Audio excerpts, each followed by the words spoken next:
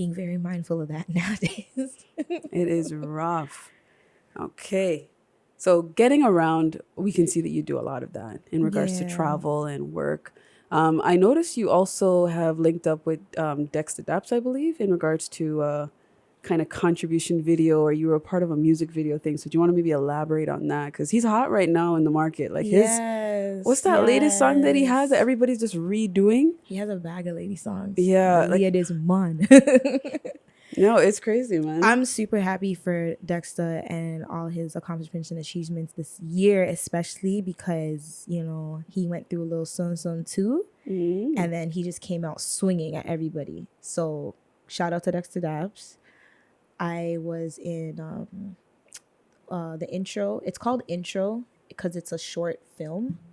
But the song is called Ona.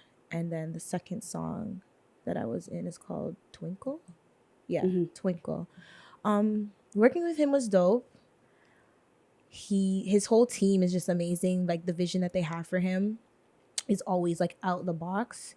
He's not just like the regular dancehall artist that you see.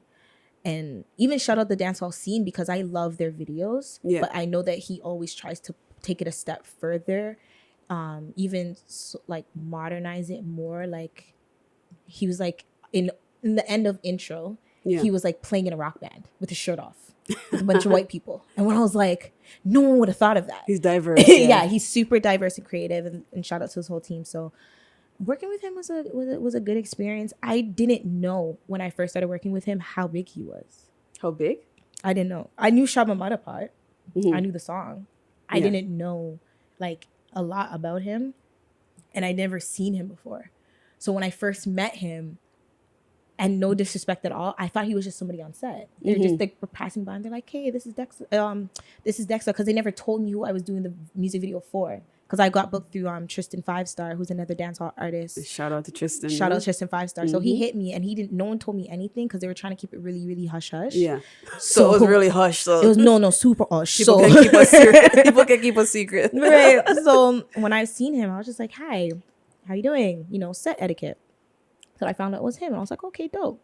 Did the video, I was like, "Okay, dope." When the video released now, and I'm seeing like even the reach he had with the women and stuff, I was like, "Holy fuck!" Like, it goes nuts. Like, if you see his stage performances, like he's dancing with everybody, and they love him. He is definitely like the prince or king of like the R&B, Michael Jackson, Prince-y dancehall vibe, because like girls like throw panties on stage and stuff, and it's crazy. Like, it's really wild. And it looks like he loves it. And he has a big song right now called Call Me If, like the challenge and stuff like that. And I mean, honestly, like, I just fell in love with all of the remix. Yes. And shout out Merica. Is that her name? She's another big rap artist out here in Toronto. And she did the Call Me If challenge as well. Shout her out. But yeah, I've been seeing the Call Me If challenge, and it was dope. I love the song. The song I was a really Cartel catchy fan growing up, you know, and it's like, because he's kind of like, I don't know, not putting out too much right now. So I think that Dexta could be on that wave of being like a Cartel kind of. Yeah. In regards to influence with the women that just throw themselves. Yeah, definitely. For sure. Going hard. He's definitely in that direction to becoming like one of, or if not already, dancehall's. A top dancehall artist, No, it's big. Yeah. So music videos, like, what other top Toronto videos have you been in? Because I know usually when it comes to dancers, there's usually like, you know, that girl. There's so much songs about that girl. Are you in like a lot of Toronto artist music videos? I wouldn't say a lot. I've been in a few, and I'm gonna just say this honestly, because most Toronto artists don't want to pay a lot. And you ain't cheap.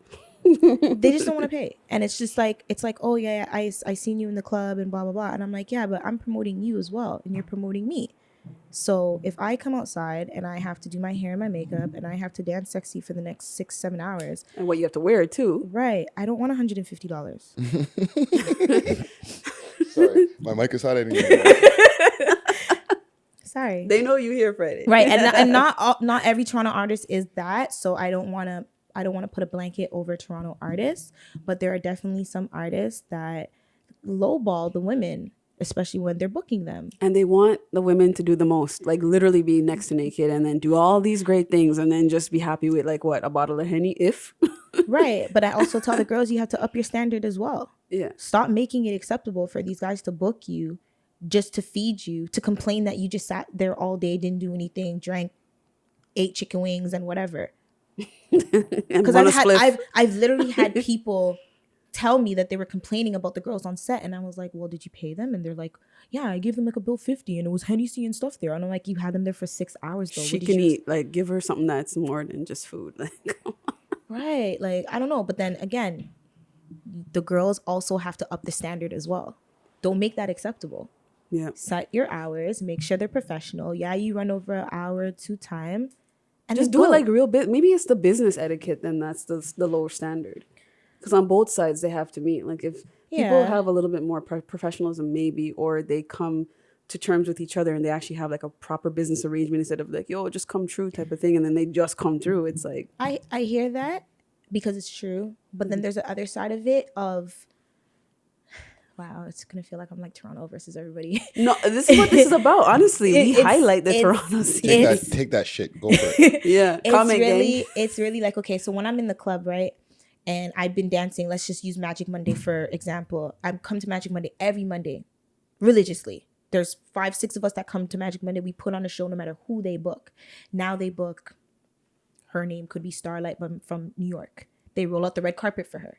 They pick her up at the airport. They put her up in a hotel. They put her in an Uber, whoever brings her to the show. They make a big spectacle of it. I get that because you put money out for the money to come back in because everybody's going to come and see them at the show. Right? Why not do that for your girls? Why not do a promo video for your chicks? You know, for the girls that are willing to do that every week. Every day, every week, yeah. Right? So then now when you have a music video and you're seeing me, because you see me every week and I'm accessible, right? You don't have to fly out that girl for $1,000 and put her up in a video and put her up in an Uber and do all these things, right? Because I can just take an Uber there or I drive, right? Or... you know, when I get there, you can just fling me a fucking pizza. I don't know.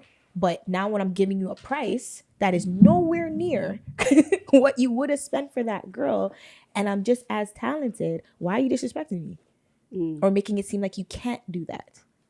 Yeah, so then now when I elevate, now you want to show me love. Now I don't even want to do your video.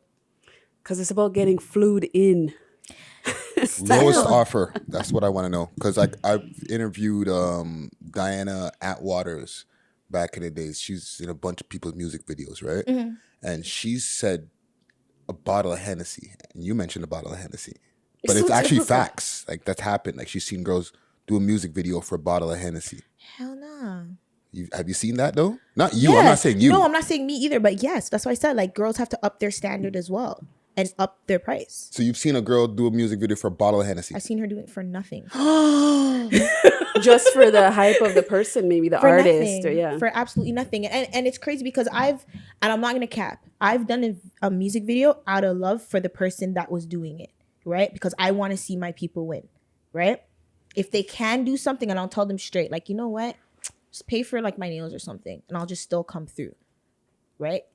Because it's the love for that person. Yeah. Everybody else that is on a professional basis, I tell them what my standard is.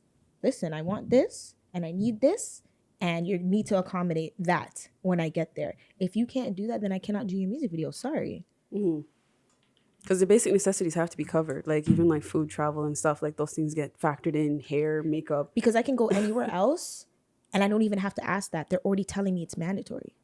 Like even when I eat, even if I say, hey, is there going to be food there? And they're looking at me crazy. Like, I got you, man. The whole works. Yeah. Fruit platter. So then why can't I do that in my hometown? Why aren't the hometown treating the home team properly? Yeah.